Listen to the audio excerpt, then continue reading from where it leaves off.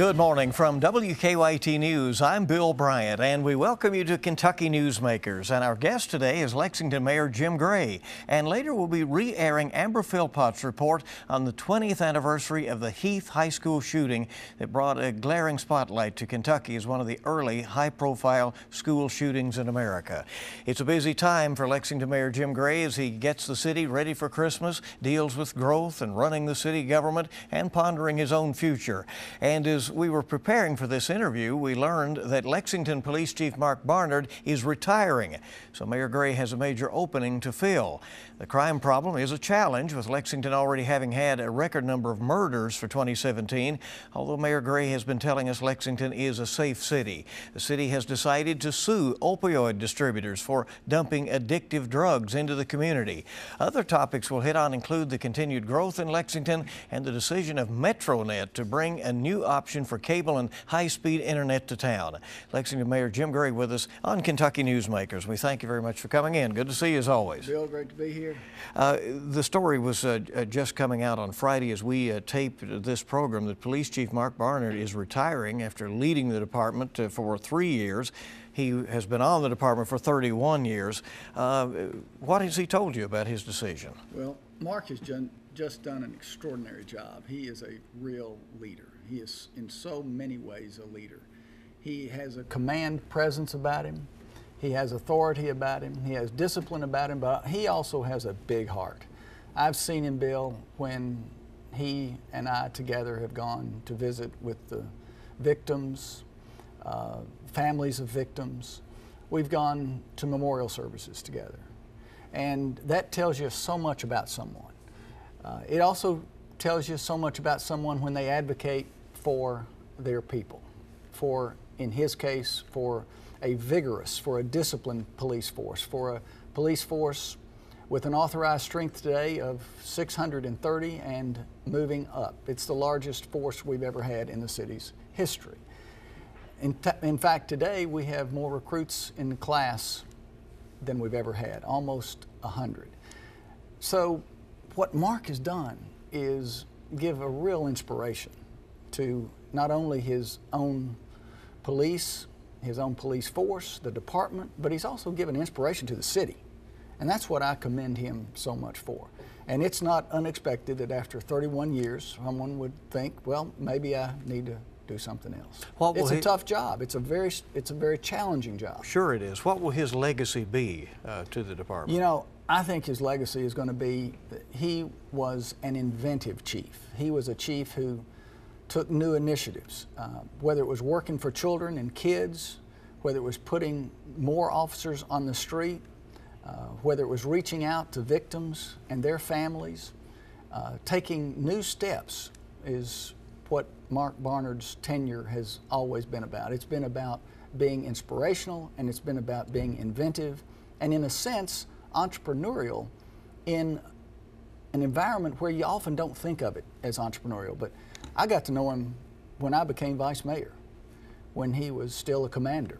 And I saw in him then this spark of imagination, well, discipline and also imagination. You put those two together, and that is a real leader.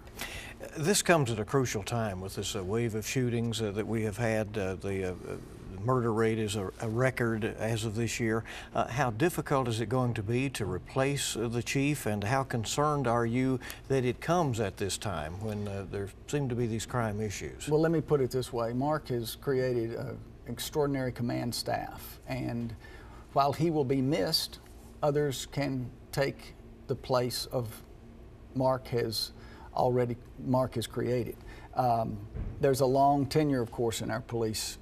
There's a long history in our police department, going back almost to the time that the city was settled in, or incorporated actually in 1832. We were settled in 1775. So there's a long history, and we've seen new police chiefs come in and take over, and they may have a different style and a different approach, but they get the job done. That's because we have such a strong force. You have appointed an interim chief, Ron Compton. Yes. Is he a candidate for the job permanently?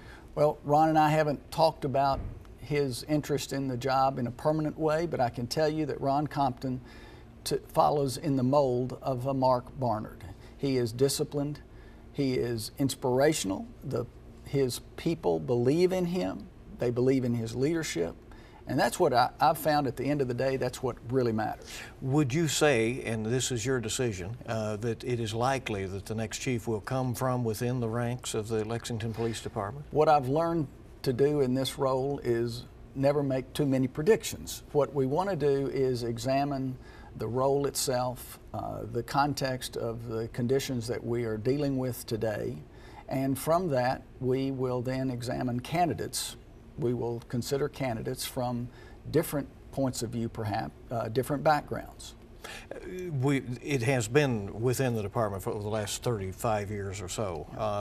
Would you say there would be an expectation among the force that it be someone on the force? Well, you know, coming from a business background and coming from that point of view, I know that employees are sometimes looking for the comfort of someone who's been with them, and sometimes they're looking for new leadership and leadership that may bring a new point of view. So I think what we have to do is we have to examine these options and these considerations carefully. Do you have an internal time frame as to when you will make the permanent decision? Yeah, I usually, when issues like this develop and emerge, when opportunities like this emerge, I try to say, let's look at the condition that we've got today, and then let's put a schedule together that considers that allows us to examine all these issues. So I won't predict right now how much time will take, but we want to do things as expeditiously as possible, but not get ahead of ourselves. Has Chief Barnard indicated to you what he might do in the future? You know, I think what he's told me is he's going to take a little time off. And he's going to consider what he's going to do. He's still a young man, so he's got plenty of opportunities ahead of him. You also face a council appointment, right. given that a council member has stepped out to take a job in Frankfort. Right. Jennifer Scutchfield's done a really remarkable job for her constituents, for her citizens. She's been right there. She's been fighting for her district, for her citizens ever since she became a council member. So it'll be, as I say, big moccasins to fill. I've had the opportunity to now have the experience of having appointed several council members to fill unexpired terms. And so I'll take the same approach that I have before. I will listen to citizens, I will listen to council members and others who are going to make suggestions. We've already had several people step up and say that they'd like to serve. And you know, that's very inspiring, Bill, because public service is challenging. I think maybe perhaps especially challenging in today's times. So I'm happy and I'm pleased and I'm encouraged that people are stepping up and offering their service to the city. Well, let's dive into some of the other issues facing Lexington. The Confederate statues are no longer downtown. They are also not at the Lexington Cemetery, where you hope they will eventually be. What is the latest? Well, the good news is that the Lexington Cemetery Board really stepped up to help our city, and I want to thank them for that. This may be the first time, or the first city, Lexington may be the first city which actually has a plan for removal and relocation of the statues. So we're moving them from a place in the center of the city because it was the right thing to do. And it's also the right thing to do to provide a place that's respectful. This is where both Morgan and Breckenridge, the cemetery is where both Morgan and Breckenridge are buried. So it's the appropriate place. Now, as you can imagine, well, I'll tell you this, coming from the construction business, these things don't happen overnight. You've got to determine the location, which is close to being determined at the cemetery, within the cemetery boundaries. And then you've got to put a plan together. You've got to have a foundation. You've got to have the base installed, and then you move, and then the move would occur. Well, those so same bases that were at the courthouse likely go to the cemetery? I mean, well, I think the cemetery has some aesthetic considerations. That's what we're hearing. Yeah, about perhaps the size of the bases and that sort of thing, which is not unexpected. So at this time they are in storage, undisclosed location. That's and right. again on that, a time frame on when you would like to have them at Lexington Cemetery? Well, we haven't determined the exact time frame, but like I was talking about the decision for a new police chief, we want to do things expeditiously. We want to do things as quickly as possible, but not get ahead of ourselves. So it'll be done in a responsible time frame. It's not. I wouldn't expect it to be too many months away, however. We continue to see growth in Lexington and pressure from various groups to either expand the urban services boundary or not expand the urban services boundary. And there was a very close vote on that. And this has to do with where the city can develop. And some say the prices of homes are higher if there is no more room to develop. Council has found this to be a difficult decision to make, hasn't it?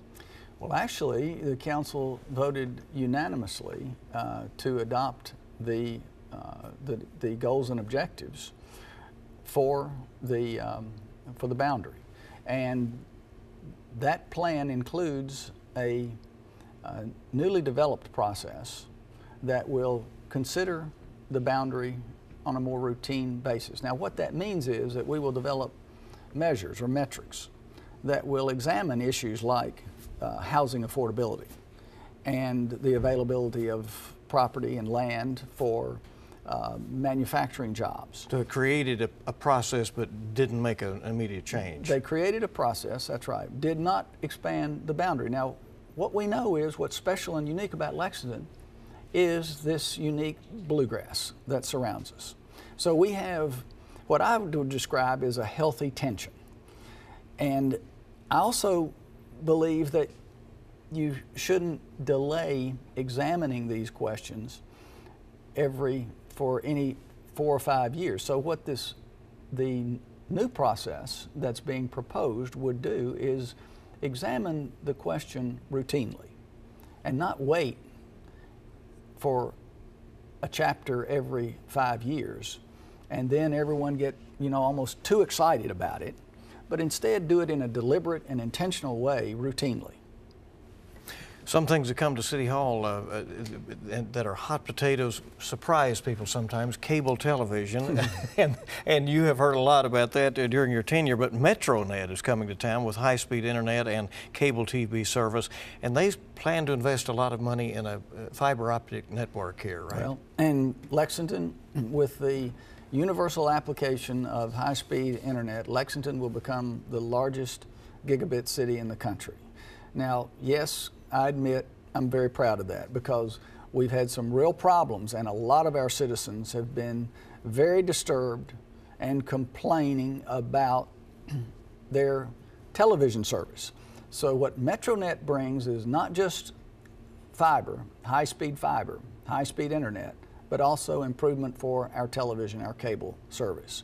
So it means competition. And you and I know, Bill, that competition is good for everybody. I've lived in a competitive world, in a business world, and I know that that causes you to improve. And what I really like about MetroNet is they have a history of really good customer service. And that is such a big deal because that's what people in Lexington are so tired of. That's what people in our city are so worn out about, is feeling that they're not getting attentive customer service. With Lexington Mayor Jim Gray and Kentucky Newsmakers, and we'll be back in just a moment. More questions for him, including his own future heading into 2018. We are back in a moment.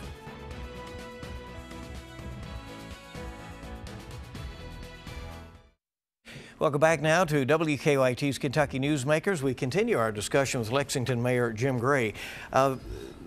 New City Hall, we continue to hear that somewhere down the line you want to see that happen.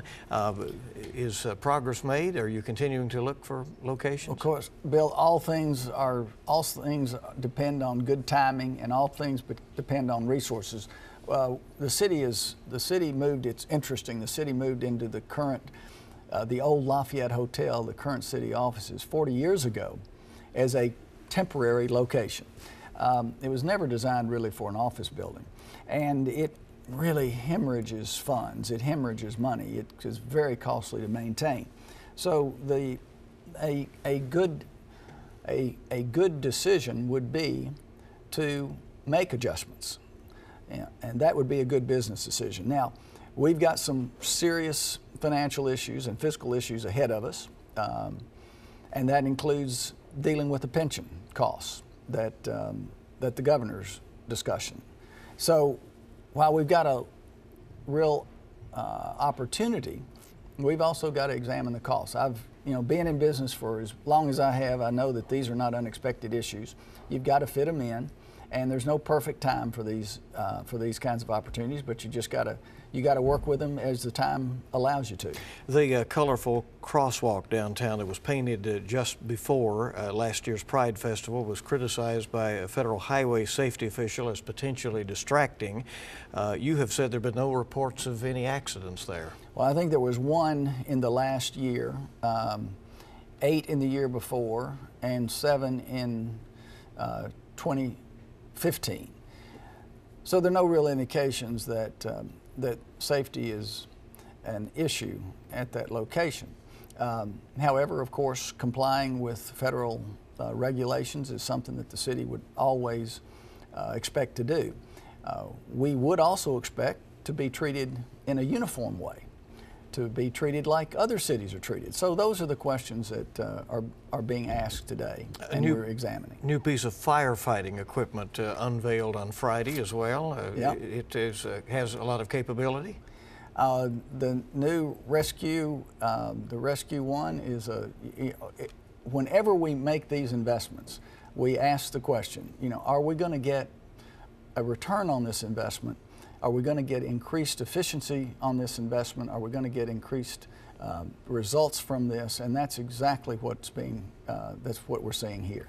And that's why we're making this investment. There's been a seismic shift in the dialogue on workplace sexual harassment, as you know, in this country. How does the Lexington-Fayette-Urban County government work to eliminate potential harassment on the job? Well, routinely there is training. And that's perhaps creating a culture where this kind of behavior is not accepted is what's essential. And that's the kind of culture that, of course, that we expect in our government. You are eligible for one more term as mayor of Lexington. There's all kind of talk and speculation that you may enter the Democratic primary for Congress from the 6th District. Here in the early part of December, now less than 2 months before the filing deadline, what are your thoughts? Well, Bill, I've had people encourage me to, yes, take a shot and run for the Congress. I've had people encourage me to run for mayor again. I've had friends encourage me to return to the private sector. I listen to my friends. I take advice from folks, but at the end of the day, these decisions are ours. I say routinely that even on a bad day, I've had a great job. It's been a great job as mayor, and I still say that. I also go on to say sometimes that if you have a deep need to be loved, don't run for mayor. Of course, that probably applies to any public official and elected service today. But when I'm ready to tell you something, I'll let you know. But you also very freely discuss the affairs of the nation with people as well when they question you, don't you? I do, and I think if we're in public service at any level, whether it's local, whether it's state, or whether it's federal, that we have earnest concerns about our country, about where we're going, and about how we're getting there. And I think those are the issues those are the issues that drive us at the local level. It's tough to have a city doing well if we don't have a state or a country doing well. Do you know in your own mind what you're going to do, and you have just not told us yet? No, sir. I am examining these questions. I'm examining the opportunities that are presented.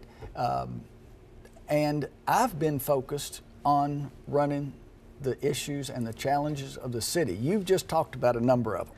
And that's exactly what I focus on. You said you talked to your friends. What do you say to your frustrated friends who say he's freezing up both races? Nobody who might want to run for mayor knows whether he's going to be in the race, and they don't know if you're going to be in the congressional race. Every race that I've run, a decision has been made roughly at the time that we are right now. What's the latest you can decide? I think the latest is filing deadline. What is that? January the 20th? 4 o'clock on January 30th. Is that your intention? January the 30th. Is that your intention? I'm not going there with you, but I have said that you've asked the question when it is. Christmas events are underway in Lexington, and that includes the parade that is coming up next week, and lots of other events. Yeah, our parade is on December the 5th at 7 p.m. It's always exciting. It's like our Christmas tree lighting was the other night, last Friday night, and a very exciting ceremony. And the parade is also going to be exciting, always is. And have some other events and we've got well. The ice rink, of course, in Triangle Park is open now until January, and we've got miles of lights and Christmas trees up. So I do see people telling me how much they like what downtown Lexington is looking like. Yeah, and lots of shoppers throughout the city. Right. All right. Mayor, thanks for coming. We really do appreciate it. Thanks, Bill. Being here. Sorry we had to bore in on those questions on what you might do, but you'll let us know, right? And we hope you'll stay here on WKYT in just a moment. We'll hear from WKYT's Amber Philpott on the 20th anniversary of the Heath High School shooting.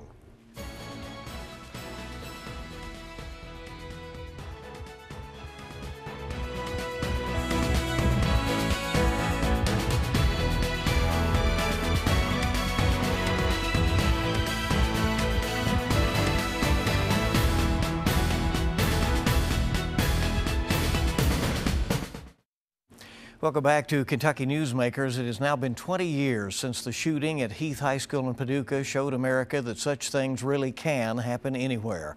WKYT's Amber Philpott talks to a survivor who lost a friend that day and who's still looking for answers. 20 years ago, Heath High School in Paducah was forever changed. Seems in my mind that it was a week ago. And then there are other times when you look at all the other shootings that have happened since then that you realize it has been that long and nothing's changed. Brittany Thomas has shared her story with us before. Even after all these years, it's still hard. She's a survivor, just 15 when a fellow classmate opened fire on her morning prayer group in the school's lobby. When the shooting started, the shooter was actually standing right behind me. So when I turned around, I was kind of facing down the barrel of the gun. Thomas survived, but 3 of her classmates did not, including her friend Nicole Hadley. She was incredibly funny, just real fun, but she was one of the most compassionate people that you would ever meet. She still keeps some photos and memories of school.